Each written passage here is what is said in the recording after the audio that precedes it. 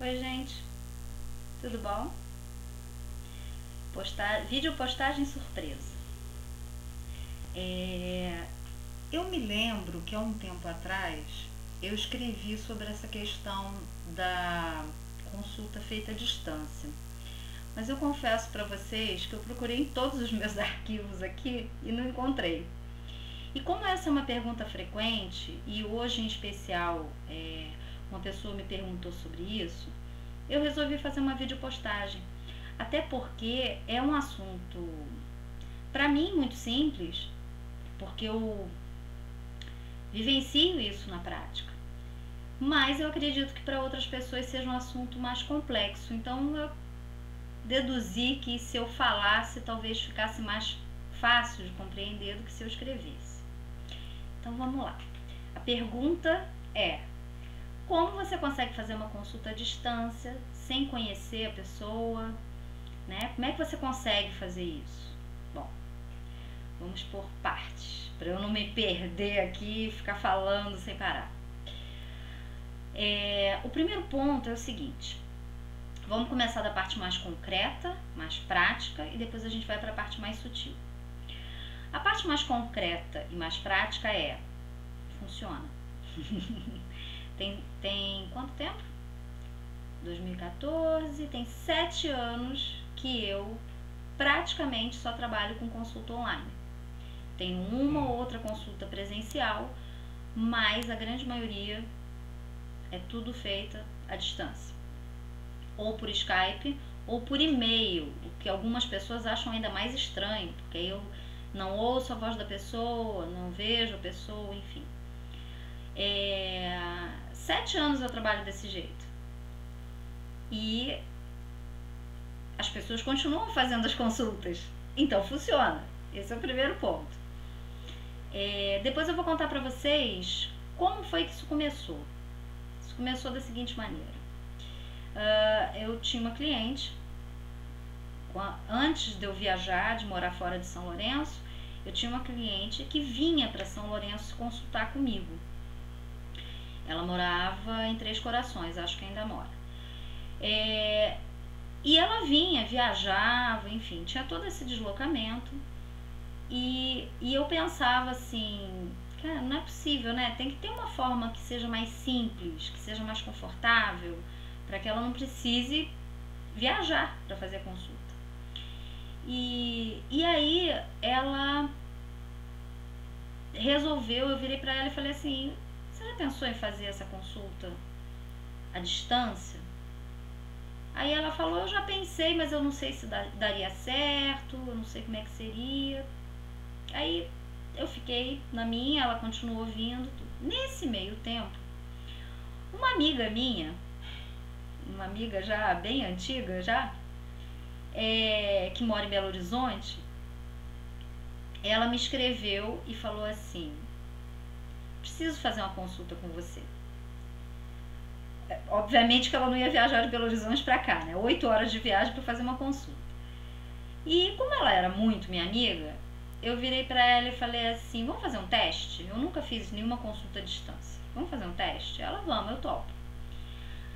E aí a gente fez uma primeira consulta que foi por telefone. Ela me ligou, me lembro direitinho, ela me ligou depois de meia-noite pro interurbano ficar mais barato. Naquela época não tinha esse negócio de plano disso, plano daquilo. E a gente fez a consulta por telefone. O resultado pareceu normal, como se ela estivesse ali na minha frente. A única coisa que eu particularmente não achei tão bom é que é complicado você falar no telefone, mexer as cartas, então assim, é uma coisa desconfortável. Eu sei que tem gente que joga por telefone, mas eu particularmente acho enjoado. E eu tenho uma natural resistência ao celular também. O celular é uma coisa que eu ainda olho meio de banda pra ele, apesar dele ser muito bonitinho, ter o WhatsApp, mas eu ainda olho pra ele meio assim. Aí de uma outra vez ela falou: poxa, gostei, já vi que deu certo e tudo. Aí de uma outra vez eu virei pra ela e falei assim: vamos fazer isso pela internet? Ela: vamos. Aí na época nem tinha Skype, a gente fez pelo Messenger. E de novo a coisa funcionou, foi muito bem. Nessa época que a gente fez a consulta por Skype, por Skype pelo Messenger, ela estava morando fora do Brasil. E daí ela inclusive me indicou umas outras amigas e tal, que estavam morando lá também, fora. E daí eu comecei a fazer. Aí nisso eu lembrei daquela primeira cliente, né? E dei um toque nela. Falei, olha, já fiz, já vi que funcionou, porque eu sou muito enjoada, eu com meus 3 planetinhas em Virgem, eu sou muito enjoada, eu quero saber se a coisa funciona, dá certo na prática, né? Na real. E eu te garanto que o negócio funciona. E aí ela começou a fazer as consultas comigo pela internet, pelo Messenger também. Foi aí que tudo começou, né? Eu precisei ir lá testar e ver que a coisa funciona. E a partir daí eu comecei a juntar isso com uma série de conceitos que eu já tinha pra mim, que eu já acreditava de verdade. E na verdade o que eu fiz foi um processo inverso. Ao invés de eu pegar uma teoria bacana e testar para ver se funcionava, não. Eu primeiro testei uma coisa que eu não levava muita fé e depois eu fui buscar teorias para explicar por que aquilo aconteceu. Bom, então vamos às teorias. Eu poderia ficar aqui falando para vocês coisas belíssimas, né, sobre física quântica, né? A partícula que está num lugar, ela está ressonando com a outra partícula que está no outro lugar, né? Está vibrando ali na mesma... Muito bonito, mas eu prefiro explicar de uma outra maneira. Eu não vivo falando aqui que o mundo que a gente vive é uma teia e que as coisas elas vão repercutindo. Então, por exemplo, quando eu explico o 2 de ouros, eu falo o quê? A vida é uma teia, tá tudo entrelaçado. Se a gente puxar um fiozinho dessa teia em um assunto específico que a gente quer mudar, consequentemente isso vai acabar mudando o resto. Vai mexer nos outros fios. E aí a gente vai ter uma mudança muito maior do que aquela mudança que a gente queria bem específica. E a gente deve estar preparado para esse tipo de mudança. Da mesma forma, isso não acontece só com o nosso universo particular, né? Isso acontece com as energias de um modo geral. Então, a partir do momento que a pessoa faz contato comigo, a partir do momento em que a gente combina agenda um dia para fazer consulta, um horário para fazer consulta, eu pego o nome completo dela, pego a data de nascimento e eu confesso para vocês que eu já fiz jogos em que eu sabia só o primeiro nome da pessoa e não sabia mais nada dela e tudo fluiu normalmente também. Então eu acho que essa coisa é muito mais misteriosa do que a gente possa imaginar. O que acontece? Tudo que a gente pensa, sente, vivencia está guardadinho numa caixa, no inconsciente coletivo, chamem do jeito que quiserem. A partir do momento que existe a intenção, a vontade com V maiúsculo, de realizar esse contato, a gente já está começando a unir as energias. Eu sei disso com tanta clareza e com tanta certeza que muitas pessoas não sabem disso porque eu não faço isso na frente das pessoas, eu não falo isso antes de começar o jogo, mas eu já fiz isso antes de começar o jogo sozinha e agora eu vou revelar aqui pra vocês. Eu faço sempre um tipo de oração que eu mesma criei e que na verdade não é uma oração exatamente, eu vejo muito mais como um movimento mágico, de certa forma E o que eu falo? Eu falo o seguinte, peço à comunidade cigana para que me oriente e me guie, para que eu veja o que tem que ser visto, fale o que tem que ser falado da melhor maneira possível. Peço às minhas ancestrais bruxas para que protejam esse momento sagrado. eu peço aos mestres e guardiões dessa pessoa, aí eu falo o nome completo da pessoa, para que eles me permitam entrar em seu campo de energia para ver tudo o que eu preciso ver e somente o que eu preciso ver, e que depois eu possa sair sem deixar a minha energia com essa pessoa e sem trazer a energia dela comigo. Que assim seja e assim se faça. Por que eu faço isso? Vamos lá. Porque eu tenho uma conexão muito forte com a egrégora dos ciganos, porque eu tenho uma conexão muito forte com a egrégora das bruxas, das mulheres poderosas que já pisaram sobre a terra, e porque eu tenho profundo respeito por cada pessoa que eu atendo. Eu não posso querer entrar no campo de energia da pessoa, e eu vou precisar fazer isso para jogar para ela, sem pedir autorização aos guardiões, aos protetores dela. Isso é uma questão de respeito.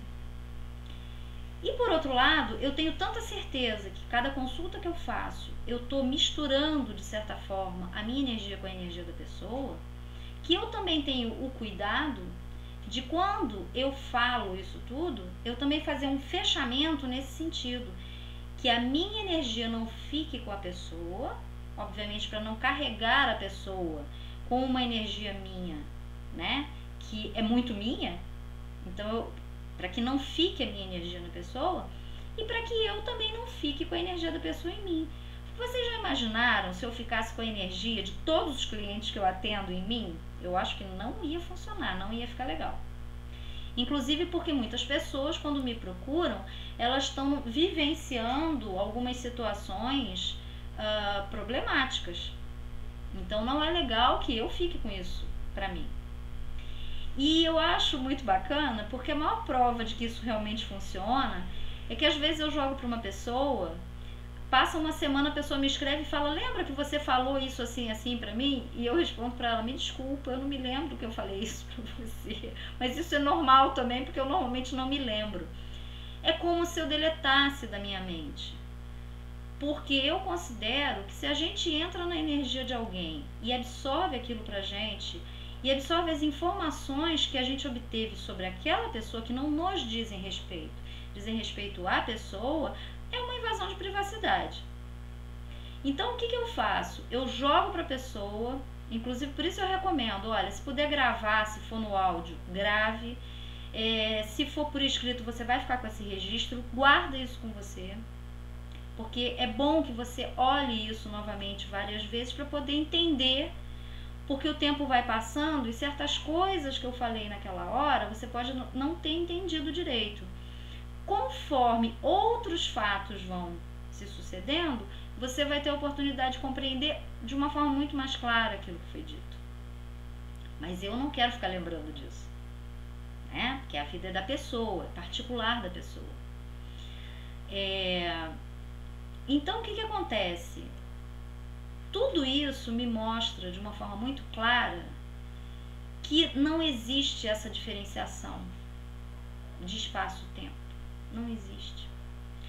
E a maior prova, eu acho até muito mais do que essa que eu tenho, é que a minha consulta ela sempre começa com uma mandala, em que eu vou fazer uma análise geral da situação da vida da pessoa naquele momento e as perspectivas para o que vai acontecer mais adiante. De um modo geral, quando eu termino de fazer a mandala, a pessoa ela fica assim, pasma. Ela fala: nossa, mas você descreveu perfeitamente o que está acontecendo comigo. E quando o jogo sair muito bom, ela ainda fala: e tomara que realmente tudo que você falou que vai vir ainda aconteça.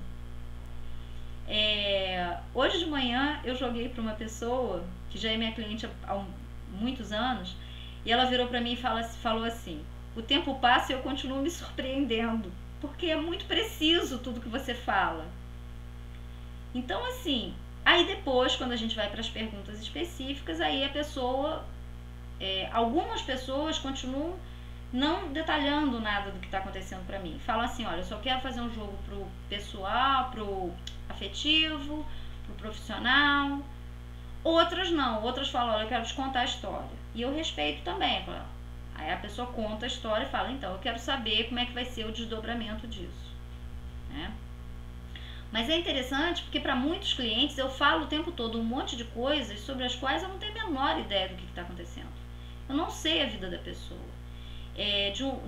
Tirando as minhas amigas, clientes amigas, né, que já viraram amigas íntimas e me contam as coisas da vida delas assim, com uma certa frequência, de um modo geral eu não sei do que se trata, eu não sei como é que é a vida da pessoa, não tenho ideia, né? As pessoas não ficam conversando comigo depois e falando, nossa, agora aconteceu isso, agora aconteceu aquilo, não. Elas simplesmente chegam e falam, vamos jogar. E eu gosto de destacar bastante o fato de que eu me surpreendo, gente. Eu me surpreendo. E eu acho lindo que eu continue me surpreendendo. Eu acho que essa é a grande magia do tarô. A gente continuar se surpreendendo. Sabe por quê? Porque eu sou um telefone. Eu faço uma tradução simultânea do que está ali, das energias que estão ali, explico isso para a pessoa e a pessoa vai encaixando isso no que está acontecendo com ela. E muitas vezes ela fala, isso assim, é aquilo, assim, eu falo, realmente. E depois, é lógico, eu passo para as orientações. Se eu vejo que a pessoa está muito estressada, eu recomendo que ela aja de uma determinada forma. Se eu vejo pontos de conflito no jogo, eu tiro outras cartas para ver como que ela poderia resolver esses pontos de conflito no jogo, né? Enfim. E é um processo muito mágico, muito prazeroso, porque a gente vai vendo as coisas se desenrolarem ali na frente da gente de uma forma muito natural, mas ao mesmo tempo muito misteriosa, né? Então eu tenho a prática que mostra que funciona. Eu tenho algumas teorias que dão um certo embasamento para isso, mas eu gosto muito de pensar no mistério. Eu gosto muito de... E eu acredito que isso é que mantenha a minha postura de profunda humildade, uma humildade boa, não uma humildade ruim, uma humildade boa, em relação ao tarô. Eu não sou super poderosa, sei das coisas. Não, gente. Eu tô só lendo o que tá aparecendo ali. Eu respeito esse grande mistério. E eu respeito e agradeço profundamente esse dom que me foi dado. Porque tarô é estudo? Mas tem muito de dom, tem muito de capacidade de você se abrir para captar as coisas sem julgamento, sem análise racional. Tem horas que eu chego a brincar, eu falo para os meus clientes, olha, eu, Cláudia, discordo completamente do que o tarô está dizendo para você fazer, mas eu não tô aqui para dar minha opinião. Eu não tô aqui para dizer o que eu faria se eu estivesse no seu lugar. Eu tô aqui para dar o recado do tarô para você, que é essa conexão sua com o seu Deus interior, com o seu eu superior, e que está se refletindo aqui. Então, eu não tô aqui para palpitar. Eu tô aqui para falar o que está saindo. Então, assim, fica até engraçado, né? Porque aí eu fico assim, tipo, discordo, ato de rebeldia, acho que não devia fazer isso. Mas assim, claro que eu não fico falando isso pro cliente, mas eu penso, para mim. Então isso é essa humildade que eu falo. Eu não sei de tudo, eu não tô aqui para dar minha opinião, meu palpite. Eu tô aqui para servir de veículo para uma coisa que é muito maior do que eu. E eu acho que é isso que me dá, inclusive, uma segurança muito grande. Eu vejo que algumas pessoas, principalmente quando começam a estudar o tarô, elas ficam assim, mas se eu errar? E se eu errar? Gente, pra mim isso é muito claro. Não é eu errar. Porque não sou eu. Eu até brinco, eu falo assim, ó, é a pessoa e são as cartas. Eu tô aqui só pra virar e ler. E funciona. Funciona maravilhosamente e magicamente. E eu só posso ser muito grata por isso. Então é isso. Quem ainda tinha alguma dúvida sobre essa questão da distância e tudo mais, eu espero ter conseguido esclarecer mais um pouquinho esse tema, que é sempre um tema polêmico. Existem alguns temas que são meio polêmicos nesse universo do tarô. Eu espero que vocês tenham gostado. Escrevam, comentem, coloquem a opinião de vocês, coloquem se vocês têm mais alguma dúvida, que eu também aproveito e respondo. Tá bom, gente? Beijinho!